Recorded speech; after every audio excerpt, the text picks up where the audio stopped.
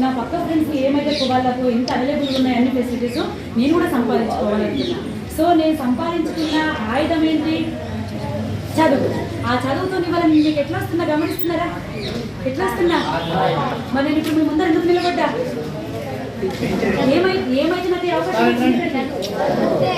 Teacher అయినా కాబట్టి అవకాశం వచ్చింది. అది ఎప్పుడు ప్రయత్నిస్తున్నా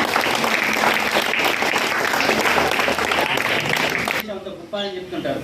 ఎందుకంటే తల్లిదండ్రులు జన్మనిస్తారు, కానీ ఆ జన్మకు విలువను నేర్పేది, సంస్కారం నేర్పేది, సాంప్రదాయం నేర్పేది ఒక గురువులే.